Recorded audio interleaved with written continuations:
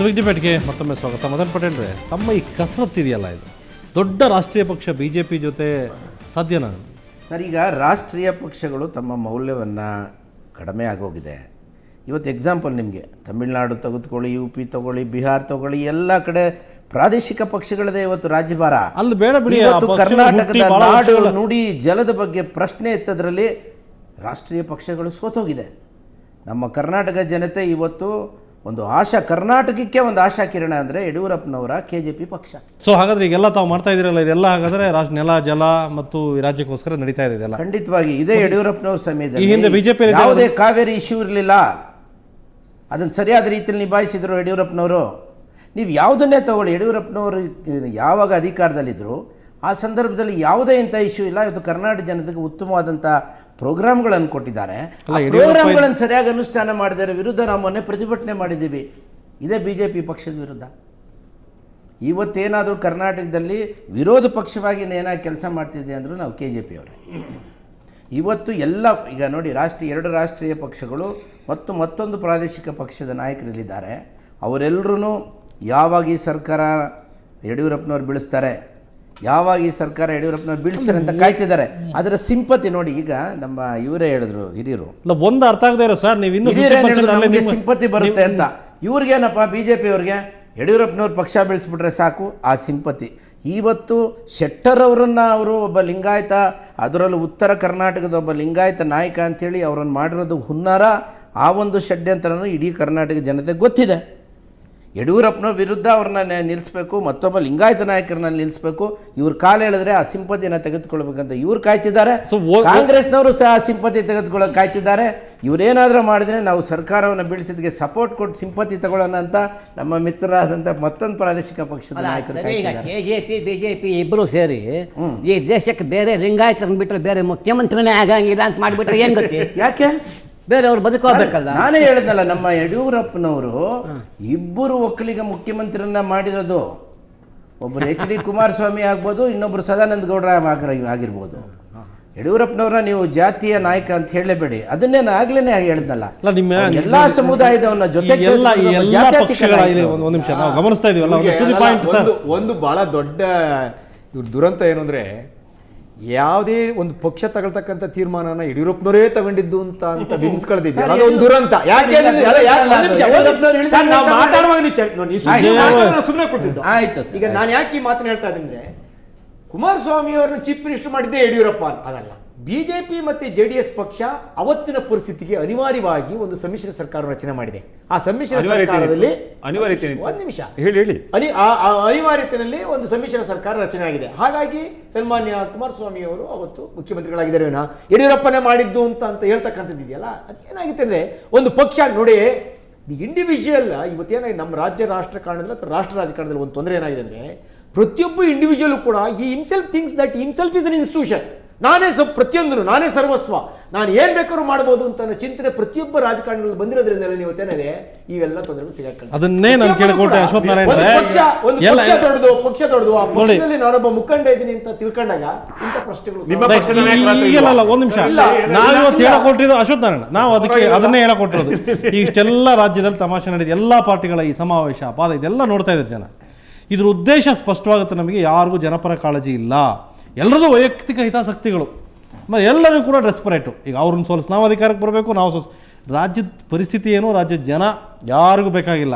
ಸುಮ್ಮನೆ ಸಿಂಪತಿ ಬರಬೇಕು ಅಂದ್ರೆ ಜನ ಮೂರ್ಖರು ಅಂತ ತೀರ್ಮಾನಕ್ಕೆ ಬಂದ್ಬಿಟ್ಟಿದ್ದೀರಾ ನೀವು?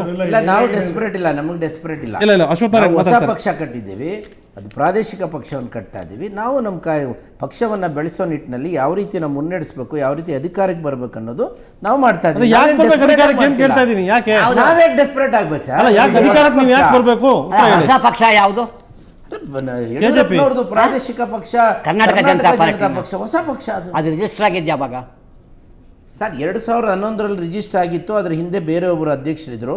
ಈಗ ಅದರ ಅಧ್ಯಕ್ಷರಾಗಿ ನಮ್ಮ ಸನ್ಮಾನ್ಯ ಯಡಿಯೂರಪ್ಪ ಇದ್ದಾರೆ. ಆ ಪಕ್ಷನ ಕೊಂಡ್ಕೊಂಡ್ರು ಅಂತ ಹೇಳ್ಬೋದಾ? ಅಲ್ಲ, ನೀವು ಹೇಗೆ ಬರೋ ತಿಳ್ಕೊಬೋದು. ಅದಕ್ಕೊಂದು ಒಬ್ಬ ಅತ್ಯುತ್ತಮ ನಾಯಕನ ಒಂದು ಅನಿವಾರ್ಯತೆ ಇತ್ತು. ಅದಕ್ಕೋಸ್ಕರ ಅವರು ಯಡಿಯೂರಪ್ಪನವ್ರನ್ನ ಆಯ್ಕೆ ಮಾಡಿದ್ರು. ಏನಾಯ್ತು ಅಂದರೆ, ಎಲ್ಲವೂ ಯಡಿಯೂರಪ್ಪ ಈಗ ಮುದ್ದನ್ಮೇಗೌಡರು ಅದು ಸೂಕ್ಷ್ಮವಾಗಿ ಹೇಳಿದ್ರು. ಈ ಓಲೈಕೆ ಮಾತಿದೆಯಲ್ಲ ಸರ್, ಯಡಿಯೂರಪ್ಪನವ್ರು ಮುಖ್ಯಮಂತ್ರಿ ಆಗಿದ್ದ ದಿನದಿಂದನೂ ಸರ್ ಒಂದು ಕೋಟೆ ಕಟ್ಕೊಂಡ್ಬಿಟ್ರಲ್ಲಿ. ಕೋಟೆ ಕಟ್ಕೊಂಡ್ರೆ ಯಡಿಯೂರಪ್ಪನವ್ರನ್ನ ಈಚೆ ಬಿಡಲೇ ಇಲ್ಲ ಅವರು. ಕೋಟೆ ಕಟ್ಕೊಂಡು ಈ ರೀತಿ ಓಲೈಕೆ ಮಾತುಗಳು ಮಾತಾಡಿ ಅವ್ರನ್ನ ದಾರಿ ತಪ್ಪಿಸೋರು ಸರ್. ಎಲ್ಲ ಒಂದು ನಿಮಿಷ ನಾನು ಮಾತಾಡ್ತೀನಿ.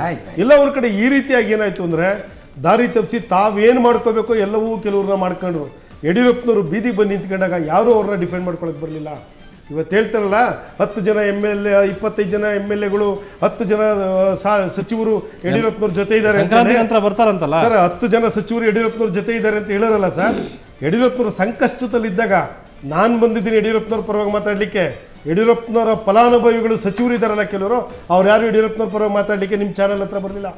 ಯಡಿಯೂರಪ್ಪನವ್ರನ್ನ ಕೋಟೆ ಕಟ್ಕೊಂಡು ಎಲ್ಲ ಅವ್ರ ಕಡೆ ಈ ರೀತಿ ಮಾಡಿ ಅವ್ರನ್ನ ದಾರಿ ತಪ್ಪಿಸೋರು ಸರ್. ಯಡಿಯೂರಪ್ಪನವರ ದಾರಿ ತಪ್ಪಿಸಿದ್ದು ಬಿಜೆಪಿ ಪಾರ್ಟಿ ಅಲ್ಲ, ಅವ್ರನ್ನ ಓಲೈಕೆ ಮಾಡ್ಕೊಂಡು ದಾರಿ ತಪ್ಪಿಸಿ ಇವತ್ತು ಯಡಿಯೂರಪ್ಪನವ್ರ ನಡು ರಸ್ತೆ ಕರ್ಕೊಂಡು ಕೆಲವರೆಲ್ಲ ಬಿಟ್ಬಿಟ್ರು.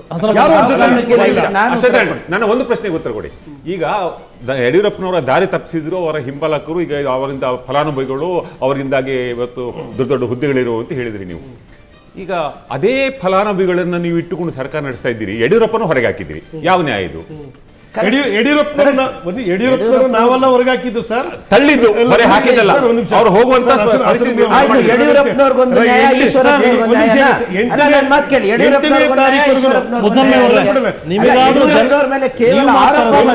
ಕಾಳಜಿನ ವೈಯಕ್ತಿಕ ಹಿತಾಸಕ್ತಿ. ಅದೇ ಈಶ್ವರಪ್ಪ ಅವ್ರ ಮೇಲೆ ಆರೋಪ ಬಂದಿದ್ದು ಇವತ್ತವರೆಗೂ ರಾಜೀನಾಮೆ ಕೊಟ್ಟಿಲ್ಲ ಅವರು. ಇದ್ಯಾವ ನ್ಯಾಯ ಇದು? ಯಡಿಯೂರಪ್ಪನವ್ರಿಗೆ ಬೆನ್ನಿಂದೆ ಚೂರಿ ಹಾಕಿದ್ದು ಬಿಜೆಪಿಯ ಕೆಲವು ನಾಯಕರು. ನಾನು ಈಗಲೂ ಹೇಳ್ತೀನಿ, ಯಡಿಯೂರಪ್ಪನವ್ರ ಮೇಲೆ ಕೇವಲ ಒಂದು ಆರೋಪ ಬಂತು. ನೀವು ಇಳಿಸಿದ್ರೆ ಇವತ್ತು ಪತ್ರಿಕೆ ಓದಿದ್ದೀರಾ?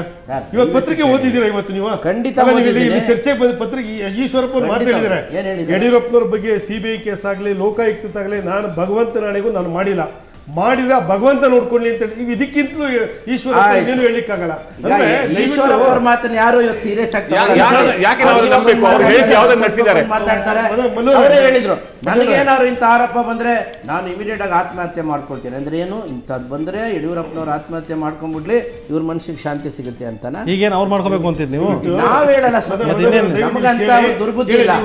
ಆದ್ರೆ ಯಡಿಯೂರಪ್ಪನವ್ರನ್ನ ಇಳಿದಾದ್ಮೇಲೆ, ಯಡಿಯೂರಪ್ಪನವ್ರು 3 ವರ್ಷ ತಮ್ಮ ಅಧಿಕಾರ ಅವಧಿಯಿಂದ ಕೆಳಗಡೆ ಇಳಿದಾದ್ಮೇಲೆ ನೀವು ಒಳ್ಳೆ ಅಧಿಕಾರ ಕೊಡಬಹುದಾಗಿತ್ತು. ಮದನ್ ಅವರೇ, ನನ್ನ ಪ್ರಶ್ನೆ ಉತ್ತರ ಹೇಳಿ.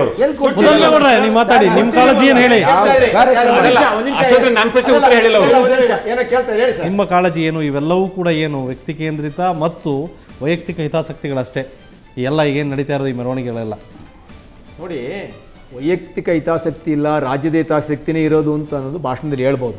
ಆದರೆ ಅಂತಿಮವಾಗಿ ಎಲ್ಲ ಒಂದು ಕಡೆ ನಾವು ಆತ್ಮವಿಮರ್ಶೆ ಮಾಡ್ಕೊಂಡಾಗ ಎಲ್ಲರ ದೃಷ್ಟಿಯಲ್ಲೂ ಇರ್ತಕ್ಕಂಥದ್ದು ಏನೋ ಹೇಗಾದರೂ ಮಾಡಿ ನಾವು ಅಧಿಕಾರ ನೀಡಬೇಕು ಅಂತ ಅನ್ನೋದಿದೆ.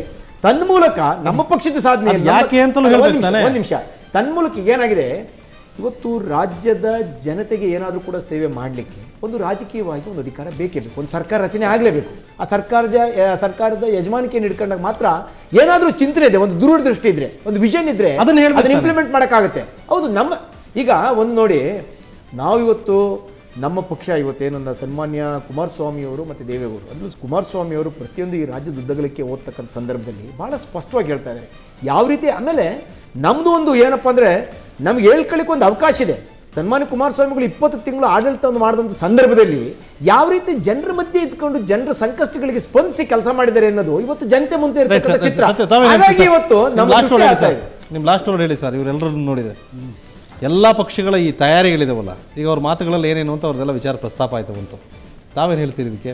ಅದೇ ಮೊದಲೇ ಹೇಳಿದ್ದೆ ನಾನು, ನೀವು ಯಾವುದು ತಯಾರಿ ಅಲ್ಲ, ಇದೆಲ್ಲ ಮಾಡ್ತಿರೋ ಪ್ರಚಾರ ಪ್ರದರ್ಶನಕ್ಕೆ. ತಯಾರಿ ಆಗ್ತಿರೋದು ಬೇರೆ ಕಡೆ. ತಯಾರಿ ಬೆಂಗಳೂರಲ್ಲಿ ನಡೆಯಲ್ಲ, ಸಭೆಗಳಲ್ಲಿ ನಡೆಯಲ್ಲ. ತಯಾರಿ ಆಗೋದು ಊರುಗಳಲ್ಲಿ, ಹಳ್ಳಿಗಳಲ್ಲಿ. ಯಾವ ಜಾತಿನ ಹಿಡ್ಕೋಬೇಕು, ಯಾವ ಗುಂಪು ಹಿಡ್ಕೋಬೇಕು, ಚುನಾವಣೆ ಗೆಲ್ಲೋದಕ್ಕೆ ಅದನ್ನೆಲ್ಲ ಲೆಕ್ಕ ಮಾಡಿಲ್ಲ ಅಂತೀರಿ? ಈಗ ಇನ್ನು ಲೆಕ್ಕ ಮಾಡಿದ್ದಾರೆ. ಅದಕ್ಕೆ ಈಗಲೇ ಶುರು ಮಾಡ್ಕೊಂಡ್ಬಿಟ್ರೆ ಈ 4 ತಿಂಗಳು ಅವ್ರನ್ನ ಸಾಕಬೇಕಲ್ಲ.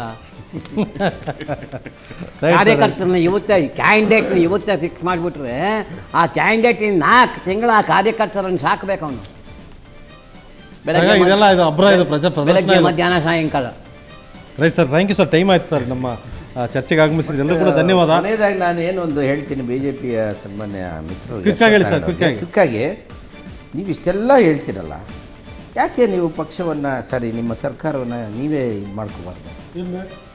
ರಾಜೀನಾಮೆ ಕೊಟ್ಬಿಟ್ಟು ಹೊರಗೆ ಹೋಗ್ಬಾರ್ದು. ರಾಜೀನಾಮೆ ಕೊಟ್ಟು ಹೋಗಿ. ಯಾಕೆ ನಮ್ಗೆ ಉಚ್ಚ ನ್ಯಾಯ ಕೆಡದೈತಿ ನಾವ್ಯಾಕೆ ರಾಜೀನಾಮೆ ಕೂಡ 110 ಮತ್ತೆ ನೀವೇ majority ಇದ್ರೆ ನಾವು ಸರ್ಕಾರ ನಡೆಸ್ತೀವಿ. ನನ್ನ ಪ್ರಶ್ನೆಗೆ ಅದು ಉತ್ತರ ಕೊಡಿ. Majority ಇದ್ರೆ ನಾವು ಸರ್ಕಾರ ನಡೆಸ್ತೀವಿ. Right right sir, thank you. ನೀವೇನೋ ಮಾಡ್ಕೊಂಡ್ರೆ ನಾವ್ಯಾಕೆ ಅಲ್ಲ, ಮಾಡ್ತೀವಿ? ಯಡಿಯೂರಪ್ಪನವ್ರ ನಡುಬೀದಿಗೆ ಬಿಟ್ಬಿಟ್ರು ಯಾರು ಬಂದಿಲ್ಲ ಅಂತ ಹೇಳಿ. ಬಿಟ್ಟೋರ್ ನೀವೇನೆ, ಬಿಟ್ಟೋರ್ ನೀವು ನೀವೇ. ಇವತ್ತು ನೀವು ಸರ್ಕಾರವನ್ನ ಕಿತ್ತೆಸಿರಿ. ದಾರಿ ತಪ್ಪಿಸ್ತವ್ರು ನೀವು, ಎಷ್ಟು ಜನ ನಮ್ಮ ಹಿಂದೆ ಬರ್ತಾರೆ ಅಂತ ದಾರಿ ನೀವು- ರೈಟ್ ಸರ್, ತಪ್ಪಿಸ್ತವ್ರು ಥ್ಯಾಂಕ್ ನೀವು. You, thank you very much, thank you. ಇದಿಷ್ಟು ಇವತ್ತಿನ ಬಿಗ್ ಡಿಬೇಟ್. ನಾಳೆ ಮತ್ತೆ ಭೇಟಿ ಆಗೋಣ. ನೇರ ಅಧಿಕಾರಿ ನೋಡ್ತಾ ಇರಿಸ್ಬೋಣ.